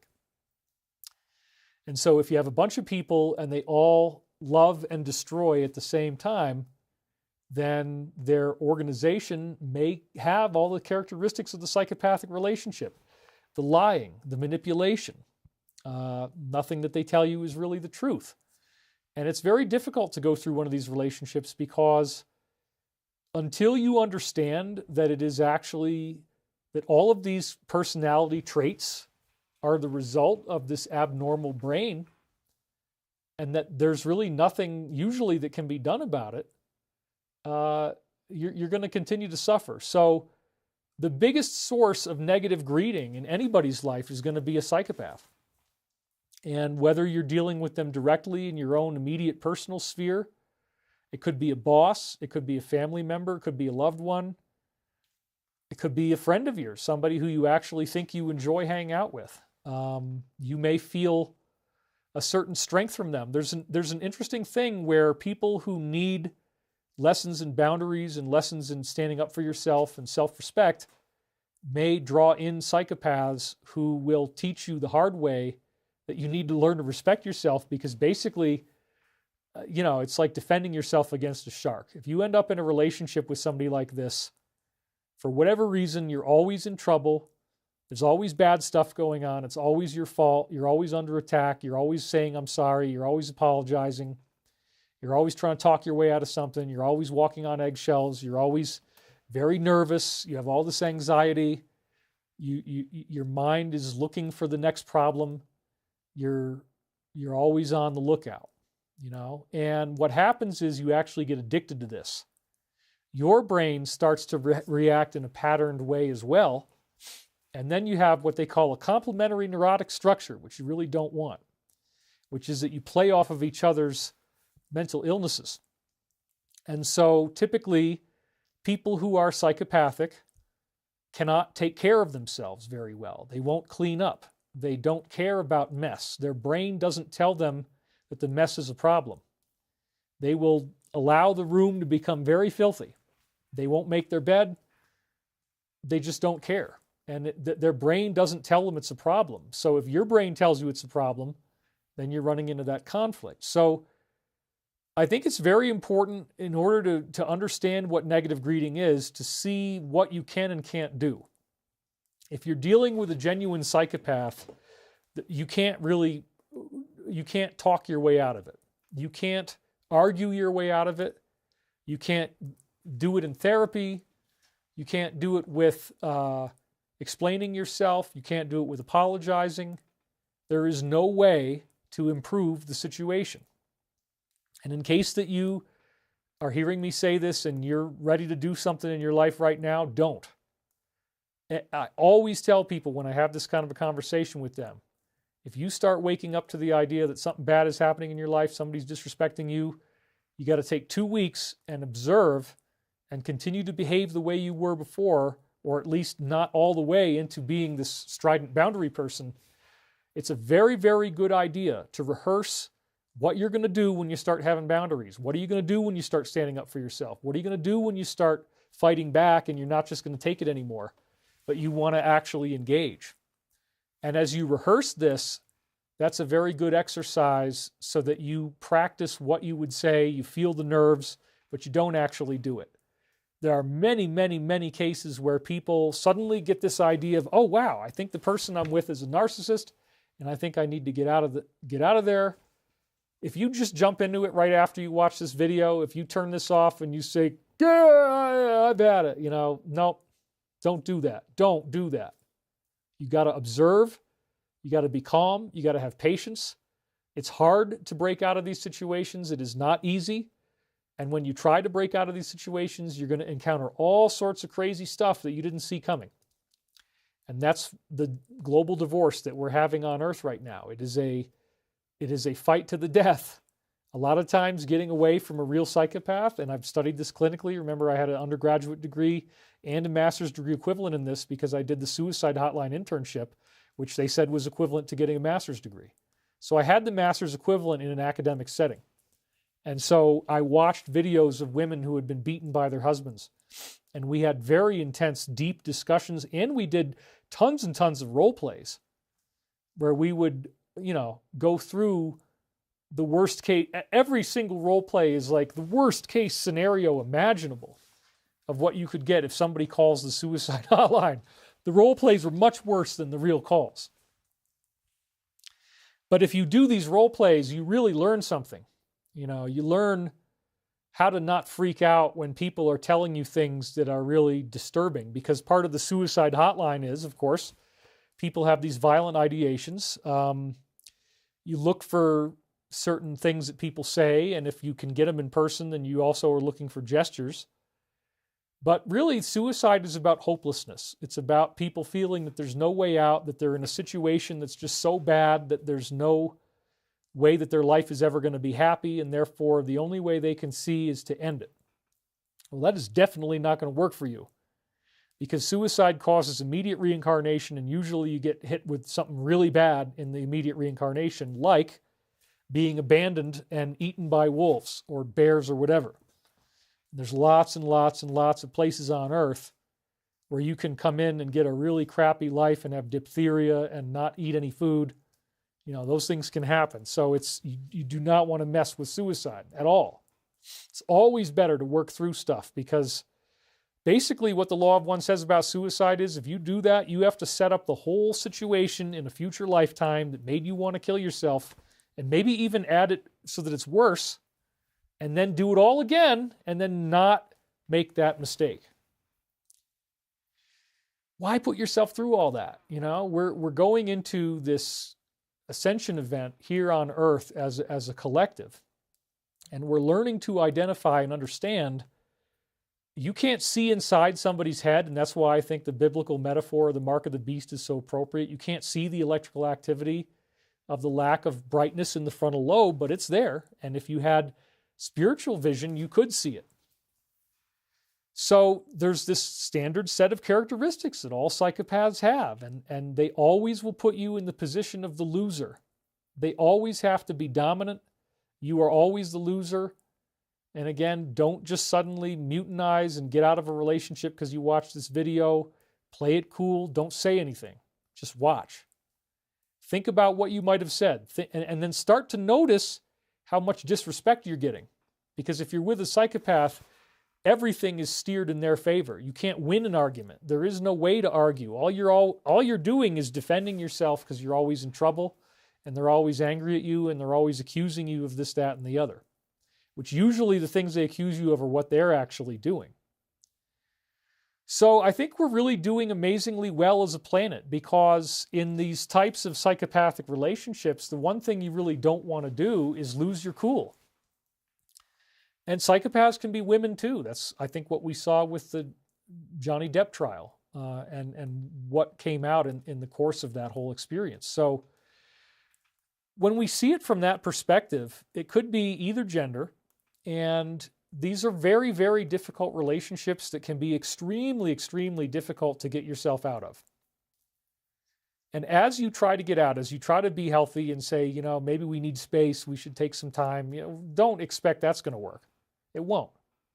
So what ends up happening is that you suddenly realize, you know, no matter what I do, I'm always the loser. I'm always apologizing. I'm always upset. I'm always fearful. I'm always anxious. But what you don't want to do is freak out, lose your cool, and get violent, or even say something. They're always trying to get you to make a mistake. They want you to say something unloving. And if they do, they turn the whole entire argument around that moment of your weakness. So a single moment of anger can undo a lifetime of good works. That's a quote from the Buddha. And it's very apropos here. The whole point is never go physically violent, never do anything aggressive, never even raise your voice if you can possibly avoid it. I mean, sometimes you have to raise your voice just to counter somebody raising their voice at you. If you don't meet that with like energy, in some cases, then you're just going to get railroaded. So these are really the core of where negative greeting comes in. Negative greeting, the primary way that negative greeting happens in your life is people hammering on you who just are not loving of you. And in some cases, the lesson is to learn that you can't make it better and that you have to actually get out. In other cases, if you have a person who is non-psychopathic or they're less on the psychopathic spectrum, they really can heal. And I talked about before that entry-level jobs apparently do wonders for healing psychopathy. It turns out that taxi cab driver, you know, there was a guy who had a completely shut down hippocampus. He had 20% reduction in hippocampal activity. He becomes a taxi cab driver and the hippocampus regrew. So I think that part of what we all normally go through in society, mom and dad kick you out. You got to go out on your own. You got to get a job. You don't get to live with your parents. And in the course of those jobs, you're learning all these new social skills, you're interacting with all these different people, and in the process, your brain is actually healing, because when it thinks about something, it says, darn it, I really need that part of the brain to work. And the more, it's like any muscle. Neuroplasticity, these ideas about the brain regrowing tissue, it's just like any other muscle. So entry-level jobs cause you to have lots and lots of social interactions, which in turn actually force you to use these parts of the brain that would be, deactivated due to trauma. So a lot of psychopathy, a lot of it can come from traumatic events. And this is another thing that I talk about. There's a very fascinating study in the new book from Harvard University, 2007, showing that verbal abuse can have the same effect as a stranger rape, believe it or not. A family rape, a family member raping you is worse, and they acknowledge that, but verbal abuse can actually be as bad as stranger rape if it takes place over a prolonged period of time, or it could even be worse depending on how people respond to it. And a single traumatic rape experience can cause somebody to develop some type of psychopathy. A single traumatic rape experience will cause you, in many cases, to disassociate. You forget the memory, and those parts of the brain that are associated with the memory are never accessed, and then they go dormant and they shut down. So this is what happens. It's trauma that causes this condition in the brain. This brain represents someone who has not cried enough, someone who is not healed enough, someone who has not meditated enough. And so some people can be helped and some people cannot. And it really depends on where they are in the spectrum.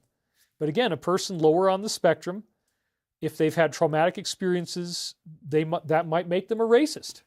I've never really understood racism, but in my effort to try to understand it, I could see how perhaps if you had traumatic experiences with people of a different race and you have it over and over again because of where you live, or maybe your family talks about it and reinforces certain ideas, but let's just say it's your experience, Let's say you're a black person and a bunch of white people have really, really treated you terribly.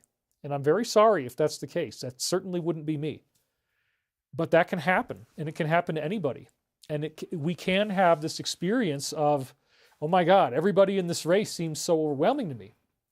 But then if you're a taxi cab driver, or if you're serving, burgers, you might have really fun conversations with people of a different race, and you realize, wow, they're really not so bad. So, we've had a whole generation kind of skip over entry-level jobs and just want to live with their parents. I mean, there's a very serious thing with millennials, and that's why, we have a social crisis. People aren't earning enough money to be able to live on their own. And if you're in generation rent and you try to go out and rent on your own, it's very, very difficult. So we're almost out of time here. I don't want to exceed 2 hours. I think that's a fun sort of boundary to give myself. So I want to end now with another meditation, and that'll take us right straight through to the end here. So again, the real key is that you don't want to respond to the provocations of the psychopath, and we're seeing this on the global level. What they love more than anything is for you to hit them. If you hit them, they have all the power. They can sue you. They can ruin your whole life. They can take all your money. They can do whatever the hell they want. And their whole entire paradigm might be to try to get you to crack and get you to do something violent. And again, I studied domestic violence in college. So you obviously don't want to crack. And this is really the core of what's happening to us on a global level. You learn how to balance these negative events.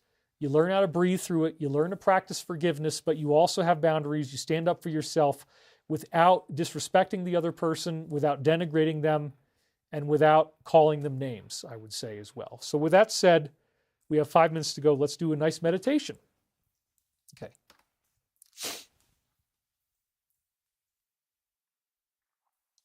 Are you sad that you're not going to be able to look at this jacket anymore and this whole outfit? I mean, I apologize. It can only be 2 hours, and then I just have to go. But, oh, wow, that makes sense. The Biden economy makes it hard for all people trying to make their lives better, that's for sure. They will destroy themselves. Wait for it. Thank you, David. It was very interesting. Backhand slap. Is that a suit or a t-shirt? I don't know. Physically responding to a narcissist is known as reactive abuse. We love you, David, so you have good energy coming your way. All right. You guys are loving me. Everything's good. Let's do some meditation. I'd like you to put both feet flat on the floor. Close your eyes and let yourself feel as perfectly relaxed as you can in this moment. Take a nice purifying breath and let yourself ease into the cosmos, into that feeling of divine celestial union, transcending the physical body, where you come to understand that you are a being created of pure, loving, conscious energy. And by treating others with love, you give them the respect that they deserve, and you are actually healing yourself. You don't need to be so hard on yourself. The life that is coming to you in the next 2 years is better than that of any billionaire. All of the ancient prophecies that we see, 35 around the world, about this 25,000-year cycle, according to Santayana and Van de Shen, the historians. They tell us that this is the great time of testing. It will never appear darker on the earth. It will never be more upsetting. It will never make you more angry, more sad, more terrified, more fearful. But within this, there is a class about how we should treat other people, a class about how to live in a more loving manner, a class where we learn forgiveness and boundaries, how to say no, how to prevent ourselves from being attacked, humiliated, weakened, disrespected, laughed at, shamed, tortured, and abused. Verbal abuse can have the same lasting effects as stranger rape. This is true, scientifically proven. But the narcissists will always tell you that you're making it all up. I'm not doing anything different than anyone else would do in my situation. You're making me act this way. If you find yourself in a situation like this, as we said, just take 2 weeks, observe it, don't act any differently, and just see what happens. See, are you being treated in a loving way in your day-to-day experience? Does this person listen? Is this person willing to give back? Or do they do all the taking? Tune into your feelings and understand that you deserve a life that is free of being criticized. You deserve a life where people treat you with love and kindness, charity and respect. You deserve to be able to keep your money and use it for what you want within reason. You deserve to have peace, just as a human being. You deserve to be treated with kindness. And you don't need any other reason for why something makes you upset than the fact that it does. You don't have to justify why you feel a certain way. If someone is making you feel a certain way, that's a valid and legitimate concern. And if they can't respect you as a sovereign human being who has rights, including the right to peace, then maybe it is time to create that division. And this is what is happening for us on a global level. We are going through a global dark night of the soul, a global divorce with the negative. And the rewards on the other side will make the lives we have now seem like black and white television. No color, no three-dimensionality, no depth, no spice, no spirit, nothing that really carries us the way that this new reality will. We have so much to look forward to. It is so exciting. And we are so very close. What Archangel Michael is telling us through the Michael prophecies will affect the lives of every person on this planet forever.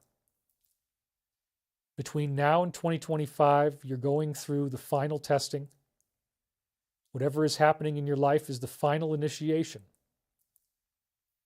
And your mission, should you choose to accept it, is to find how to be as forgiving and patient and loving as possible, while also understanding when a situation cannot be remediated, and it is time to say no, to set your limits, and to use every ethical means at your disposal to ensure that your life is safe, happy, peaceful, and harmonious. And may you always be bathed in the light of the one infinite Creator. And so it is. All right, well, I'm all out of time here, but I hope you had fun. I hope this jacket inspired you. Let's read some of your comments in the last couple waning seconds here. David, next time wear your dress. That might be a little bit too much for the audience. If I identify as a Grands woman and I play Tranma, I don't know if you're really ready for Tranma. Do you think you're ready for Tranma? I mean, is it going to upset you if I wear these glasses and if I have this cigarette in my mouth? Is that too gay for you? It might be. Tranma might be more than you can handle, and that's okay. You know, it's not easy to be a Grands woman. There's a lot of prejudice in this world.